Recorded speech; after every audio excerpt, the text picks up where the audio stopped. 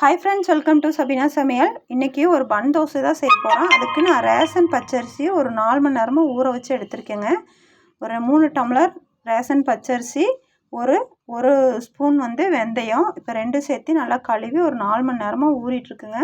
அவள் அதே மாதிரி ஒரு டம்ளரில் எடுத்து இப்போ நான் தண்ணியில் நனைச்சி எடுத்து வச்சுருக்கேன். தேங்காயும் அதே டம்ளருக்கு ஒரு டம்ளர் எடுத்துருக்கேங்க. இப்போ நல்லா ஊறிடுச்சுங்க அரிசி. ஊறின அரிசியை ஒரு மிக்ஸி ஜாருக்கு நான் 4 மணி நேரமாக ஊற வச்சுருந்தேங்க.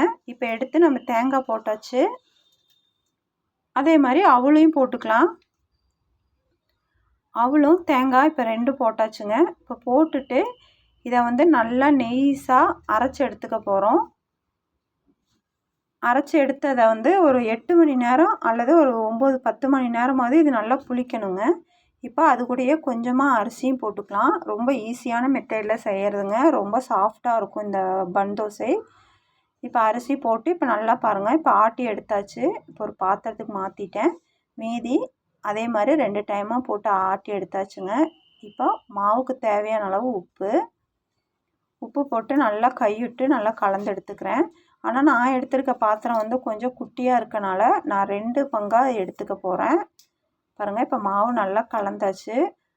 கலந்துட்டு 2 பாதியாக எடுத்தாச்சுங்க. இப்போ இதுதான் நான் மூடி வைக்க போகிறேன். மூடி வச்சுட்டு மீதி எடுத்து வச்சுக்கிறேன். இப்போ இதை ஒரு மூடி போட்டு மூடி ஒரு 8 மணி நேரம் நல்லா புளிக்க வச்சு நம்ம காலையில் எடுத்து பார்க்கலாங்க.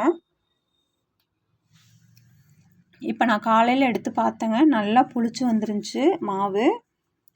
இதுக்கு சைடிஷாக ஒரு சொரைக்காய் சட்னி தாங்க அரைக்க போகிறேன். இது ரொம்ப டேஸ்ட்டாக இருக்கும். நான் ஒரு அரை சொரைக்காவை நல்லா பிஞ்சு சொரக்காதாங்க ஒரு கட் பண்ணி வச்சுருக்கேன் குட்டி குட்டியாக.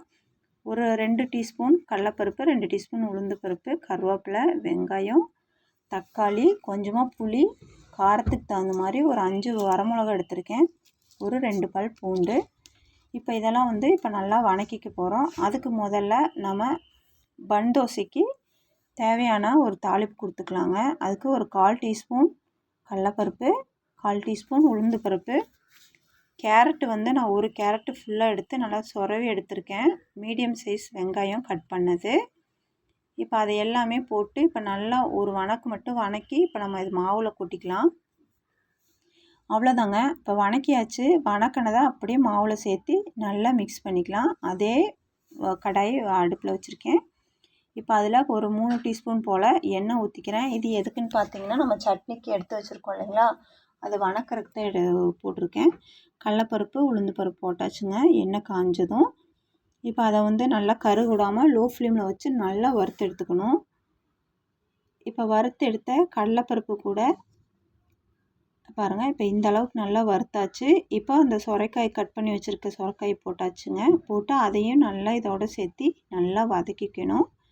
சொரைக்காய் ஒரு நிமிஷம் போல் நல்லா வதங்கினதும் எடுத்துருக்க தக்காளி, கருவேப்பிலை, வெங்காயம், வரமிளகா, பூண்டு, புளி எல்லாமே இப்போ போட்டாச்சு. இப்போ போட்டு ஒரு மிக்ஸி ஜார் வணக்கினதை ஒரு மிக்ஸி ஜாருக்கு மாற்றியாச்சுங்க. மாற்றிட்டு இதில் கொஞ்சமாக பெருங்காயம் சேர்த்திருக்கேன். இப்போ இது பாருங்கள், சட்னி சூப்பராக ரெடி ஆயிடுச்சு. அதுக்கு ஒரு தாளிப்பும் கொடுத்தாச்சு. இப்போ மாவு நம்மளுக்கு ரெடி ஆயிடுச்சுங்க. இப்போ ஆப்பக்கல் வச்சாச்சு. வச்சுட்டு இது தோசைக்கல்லையும் ஊற்றி எடுக்கலாங்க. நான் ஆப்பச்சட்டியில் தான் ஊற்றி எடுத்திருக்கேன். அவ்வளோதாங்க.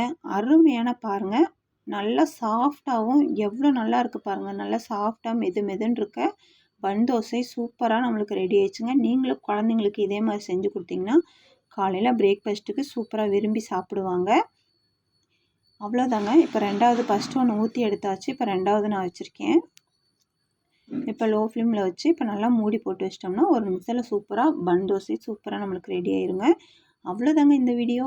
அருமையான பன் தோசை நாங்கள் எங்கள் வீட்டில் ரெடி பண்ணிட்டோம். அதே மாதிரி நீங்களும் உங்கள் குழந்தைங்களுக்கு நம்ம எந்த செலவும் இல்லைங்க, ரேஷன் பச்சரிசி இருந்தாவே போதுங்க, சூப்பராக நம்ம செஞ்சிடலாம். அவ்வளோதாங்க இந்த வீடியோ. பாய்.